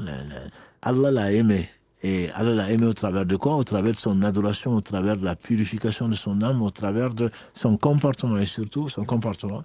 Et ça, je pense que les musulmans d'aujourd'hui doivent s'inspirer quand Allah a fait son éloge dans la sourate Qalam, la sourate Noun, quand Allah a fait son éloge, il a dit, alayhi salatu wassalam, les plus proches de moi au jour du jour dernier seront ceux qui auront le meilleur comportement. Donc c'est pas une question de diplôme, c'est pas une question de période même, c'est une question de comportement vis-à-vis d'Allah, bien sûr, vis-à-vis de ses créatures surtout. Et ça, le prophète sallallahu alayhi wa sallam, à sa mort, on le dit souvent à la sira, quand il a senti la mort venir, il est parti à la mosquée, il a dit peut-être que je ne vous verrai pas bientôt, et il a présenté son dos à celui éventuellement à qui il aurait fait un tort. Ça, c'est tellement beau, entre guillemets, de penser ne pas faire du tort à qui que ce soit. Quoi. Parce que si tu le fais, tu vas le payer. Et ça, c'était Mohammed sallallahu alayhi wa sallam. Donc ce n'est pas... Alors que Allah lui avait tout donné, Allah lui avait donné tout, ce bas monde, ce qu'il contient, il a préféré l'au-delà. Voilà. Donc je pense qu'il faut aussi actualiser ça, et en ayant surtout, les musulmans, surtout dans un pays où les musulmans ne sont pas majoritaires, d'avoir vraiment le meilleur comportement possible qui a amené, on dit, certains musulmans ont dit que l'Indonésie, c'est le pays le plus peuplé, en musulmans en tout cas, on dit qu'il n'y a jamais eu de guerre et que c'est le comportement des commerçants musulmans qui les a amenés à l'islam. Parce que l'islam est beau, c'est la religion d'Allah, l'islam est parfait, mais simplement les musulmans, on fait dire à Youssouf Islam, je ne sais pas si tu as déjà entendu, en tout cas c'est courant, Cat Stevens, Youssouf Islam, donc on lui fait dire, heureusement je connais l'islam avant de connaître les musulmans. Voilà, donc l'islam c'est très beau, heureusement que je connais l'islam, mais si j'avais connu les musulmans, entre guillemets, peut-être que je n'aurais pas été aussi attiré par l'islam. Donc je pense qu'il faut que chacun d'entre nous soit le meilleur père, la meilleure mère, le meilleur fils, le meilleur voisin, le meilleur enseignant, voilà, le meilleur ouvrier, le meilleur employeur. Alors ça, je pense que c'est très très important, et ce que j'aime à dire, c'est avant de prendre une décision ou avant de faire quelque chose, on devrait s'interroger de savoir qu'est-ce que le prophète sallallahu alayhi wa sallam aurait fait. Qu'est-ce qu'il aurait fait? Tu ne sais pas, bien sûr, moi non plus. Mais je sais qu'il n'aurait pas fait beaucoup de choses que nous faisons aujourd'hui.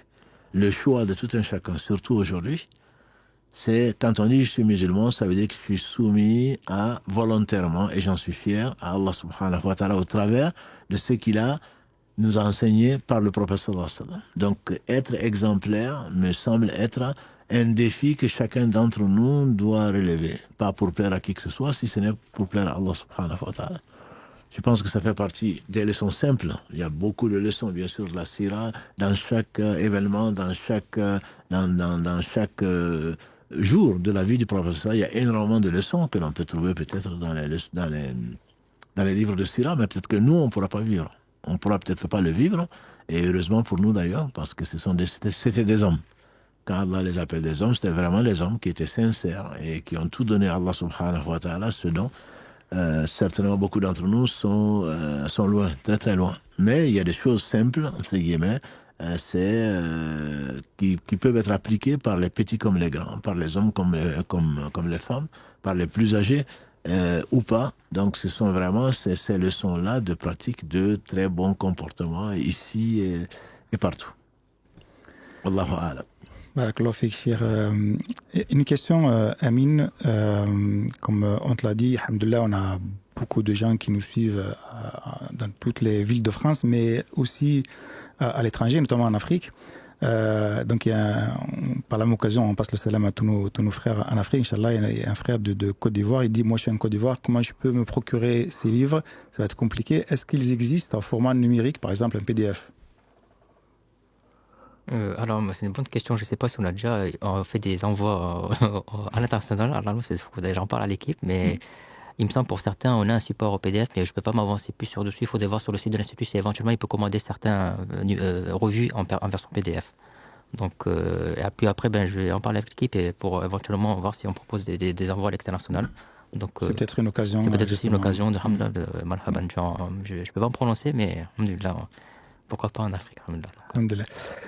Bon, une dernière question, sûrement à vous deux. C'est une question que j'ai relevée aussi sur les réseaux. Quelle est la qualité du prophète sallallahu alayhi wa sallam qui a le plus impressionné non seulement ses compagnons, mais peut-être aussi ses ennemis, et de façon peut-être plus globale? Je sais qu'il y en a énormément, mais si vous devez en retenir une peut-être, quelle serait-elle?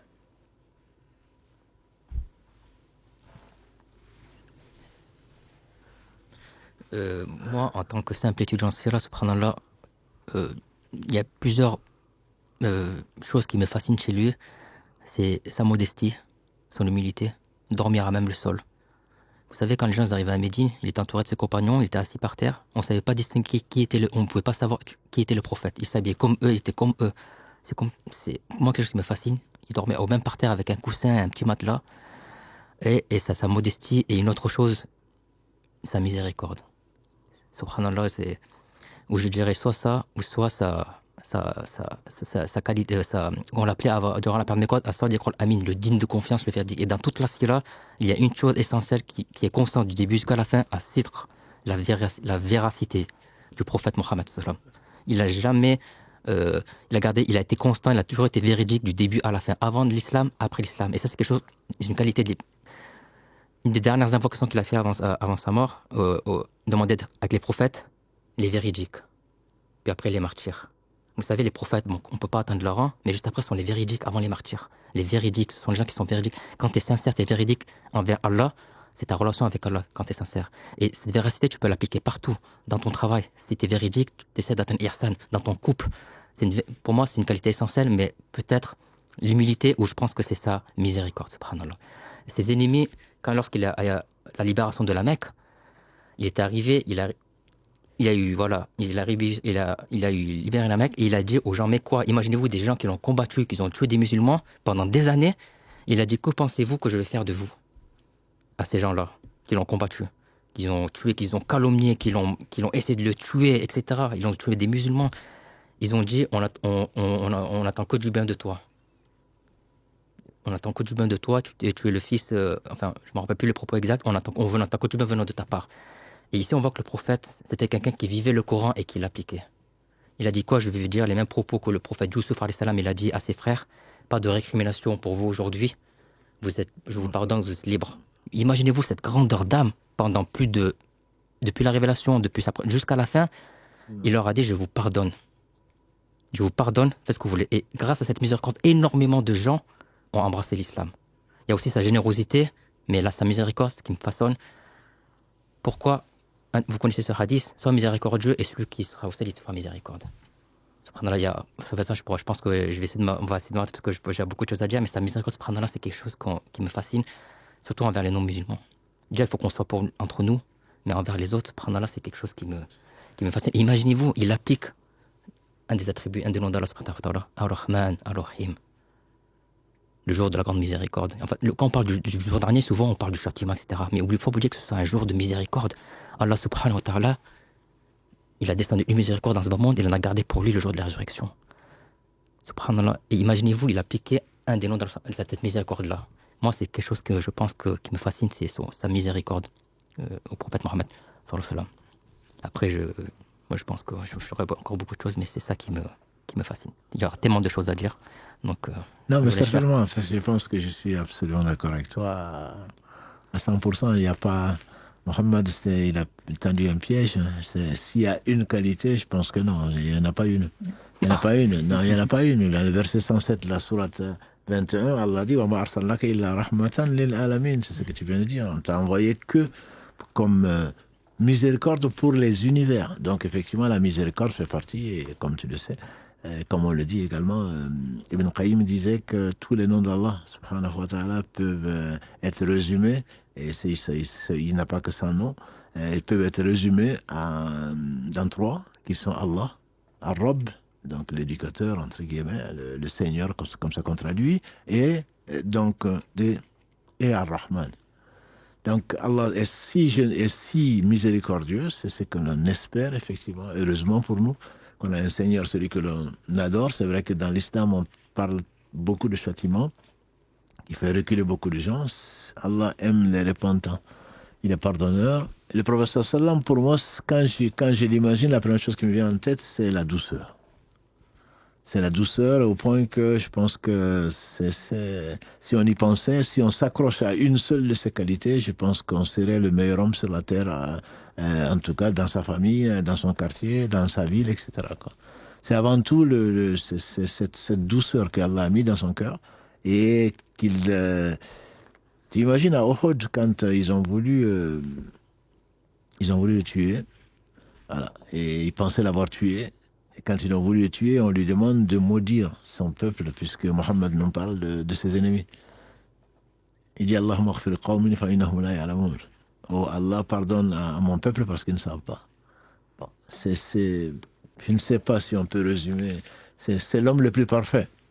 Et Allah subhanahu wa ta'ala lui a donné vraiment une perfection, si on peut parler de perfection dans ce bas monde-là. Mais parmi ces qualités-là, effectivement, et je ne connais pas de défaut de lui, alayhi salatu wassalam. Parmi ses qualités, c'est vraiment cette douceur, cette sincérité, comme tu l'as dit. Des gens sincères, il peut y en avoir, mais les prophètes viennent avant. Mais c'est surtout cette véracité, entre guillemets.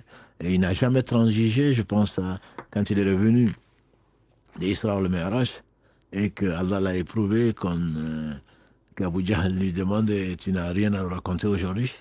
Il a dit « Mais figure-toi, hier soir, j'ai été au-dessus de cette cieux et je suis revenu.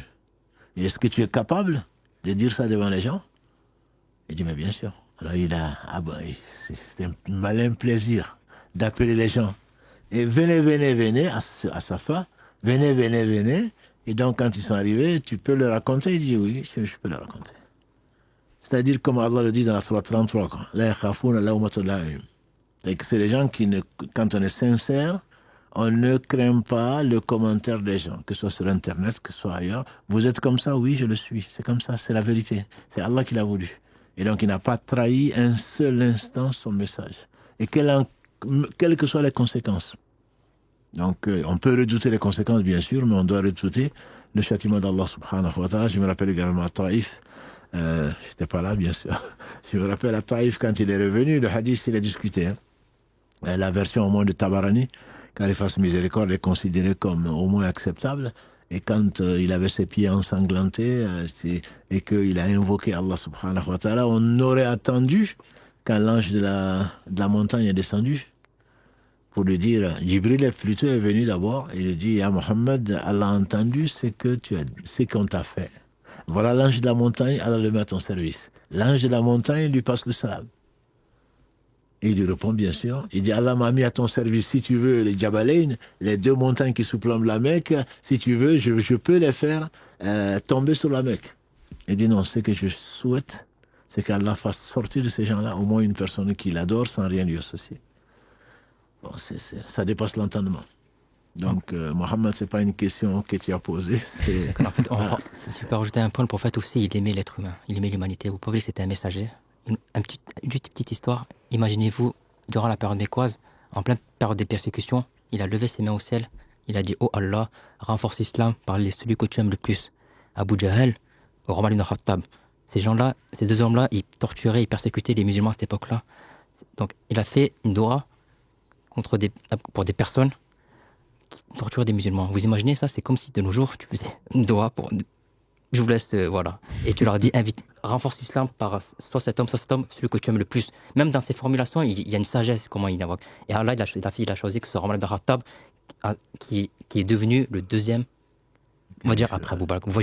Imaginez, vous voyez cette grandeur d'âme, subhanallah, il aimait l'être humain, parce que tu ne peux pas aimer. Non, je dirais simplement, il aimait Allah.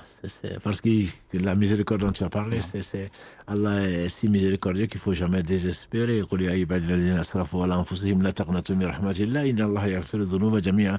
Il n'a jamais désespéré d'Allah, il n'a jamais désespéré de l'homme même. Aujourd'hui, on peut arriver, non, les gens dans le monde est arrivé. Non, c'est Allah qui décrète tout, c'est Allah qui décide tout. Et Allah sait tout. S'il ne le fait pas, c'est pour une sagesse. Donc, aimer Allah, certainement, oblige à être miséricordieux avec ses créatures. Non. Barakallahu fikoum, en tout cas, barakallahu fik, frère Amin, qui nous a vraiment exporté en tout cas dans ses explications. Et je pense aussi beaucoup de gens te remercient, notamment vous remercie d'ailleurs les deux guides qui ont fait la journée cette première journée. Donc, alhamdoulilah, l'exposition continue demain. Et comme l'a dit le frère Amin au début, on s'excuse. Effectivement, les places sont parties très rapidement. On a beaucoup de messages nous demandant est-ce qu'il y a d'autres places qui sont libres. Je me permets de repasser un message pour les personnes qui normalement vont venir demain voir l'exposition. S'il vous plaît, si jamais vous avez un empêchement, n'hésitez pas à vous désinscrire, de retourner sur l'application et de vous désinscrire parce que, alhamdoulilah, il y a des frères, on sait qu'il y a des frères et des sœurs qui regardent pour espérer qu'il y ait quelqu'un qui se désiste. Donc, pour permettre à ces personnes qui n'ont pas pu venir, qui ont vraiment envie de venir, peut-être d'avoir la chance de récupérer une place. Et alhamdoulilah, comme l'a dit Cheikh, peut-être qu'on aura l'occasion du coup, alors pas cette année parce on est déjà pas loin de la fin, mais sur l'année 2026, pourquoi pas réfléchir à d'autres week-ends où on pourra vous faire revenir à nouveau, Inch'Allah, et continuer à développer ce type de projet qui, alhamdoulilah, comme on le disait au début, apporte beaucoup. Le fait d'avoir des supports avec des explications, ça aide énormément aussi. Donc en tout cas, on vous remercie beaucoup pour votre confiance une nouvelle fois. Et je te laisse terminer, Cheikh, puis donner rendez-vous peut-être pour les prochains lives également. Inch'Allah, barakallahu fik, Mohamed, barakallahu fik, Karim, et donc nos deux frères de l'Institut et tout l'Institut. On remercie donc de nous avoir fait confiance et qu'ils ont pris le temps, qu'Allah bénisse leur temps et leur vie et leur famille, donc pour venir nous visiter. Désolé pour les frères qui ne sont pas de Toulouse, et même ceux qui sont de Toulouse, ils n'ont pas eu de place. Donc personnellement, je n'ai pas pu le temps de cliquer, c'était déjà prêt. C'était déjà plein. Donc je ne suis même pas sur la liste d'attente. Donc si ça peut vous consoler, voilà, ça peut vous consoler. Et effectivement, donc, alhamdoulilah, on a vécu un moment extraordinaire avec chaque émission sur la sira du prophète sallam et l'apothéose. Donc c'était vraiment aujourd'hui l'exposition, on espère, inchallah. En tout cas, on est demandeurs et on sera de bons hôtes, inchallah, pour accueillir donc nos frères et nos sœurs donc de l'Institut Sira, de qui, alhamdoulilah, on apprend beaucoup et à qui on espère et on prie. Pour qui on prie, inchallah, pour un avenir encore plus florissant et que les musulmans et les musulmanes, donc de France et d'ailleurs, en profitent. Ceux qui ont l'occasion également de, comme il a dit, d'aller en Arabie, soit pour la Umrah, soit pour autre chose. Visiter Médine ne fait pas partie de la Umrah, mais quand on vient de loin, forcément on passe par Médine pour visiter et prier pour les compagnons du prophète sallam, passer le salam au prophète sallam, mais surtout prier dans sa mosquée et celle de Quba, voir également Uhud, où reposent 70 martyrs, qu'Allah subhanahu wa ta'ala leur accorde le meilleur, et certainement ils doivent vivre une vie extraordinaire. Toujours est-il que la sira reste le viatique, je dirais, donc du musulman, parce que, comme Amin l'a dit, c'est le modèle, c'est Allah qui le dit, hein, c'est Allah qui le dit. Dans le verset 21 de la sourate 33, Allah le dit, et certainement c'est le meilleur, donc vous avez dans le prophète d'Allah le meilleur exemple, entre guillemets, donc à suivre. Et cet exemple-là, j'aimerais bien qu'on le vive, quoi. Pas seulement d'un point de vue théorique. Voilà. On peut connaître la Sira par cœur, on peut être le président de l'Institut de Sira, on peut vivre à Médine et mourir à Médine si on ne pratique pas, si on n'a pas compris, si on ne met pas en pratique donc les leçons qu'a laissé Mohammed sallallahu alayhi wa sallam à l'humanité entière. Très certainement, je pense qu'on a raté l'essentiel donc l'essentiel donc de la Sira. Donc, barakallahu fikum encore, pour ceux qui sont là et ceux qui ne sont pas là. Et donc, notre prochain rendez-vous, Inch'Allah, c'est lundi, avec Islam au quotidien, et avec vos questions. Et samedi prochain, Inch'Allah, je pense qu'on va parler de beaucoup de... Enfin, ce que je propose en tout cas, c'est de parler des difficultés dans les couples. Parce qu'on en a tellement, ça représente 80% peut-être des messages que l'on reçoit. Donc on va essayer, Inch'Allah, de faire le tour, de voir peut-être quelles sont les raisons principales, donc des cases à cocher probablement dans beaucoup de couples, pour ne pas dire dans tous, et peut-être des remèdes possibles. Et donc on va essayer de consacrer l'islam au quotidien de lundi à autre chose qu'au problème de couple. Parce que quand on reçoit, quand Karim regarde ces dizaines de pages, et quand on les sélectionne, c'est 80%, à mon humble avis, concerne les problèmes donc rencontrés par les couples musulmans, et c'est vraiment dommage. Quand on parle notamment de bon comportement, etc. C'est qu'on est vraiment à côté de l'objectif. Alhamdulillah. Donc notre prochain rendez-vous, c'est 22h lundi, pour donc répondre à quelques-unes de vos questions, si Allah subhanahu wa ta'ala nous le permet. Subhanakallahu wa hamdika. أشهد أن لا إله إلا أنت أستغفرك وأتوب إليك سبحان ربك رب العزة عما يصفون والسلام على المرسلين والحمد لله رب العالمين والسلام عليكم ورحمة الله وبركاته.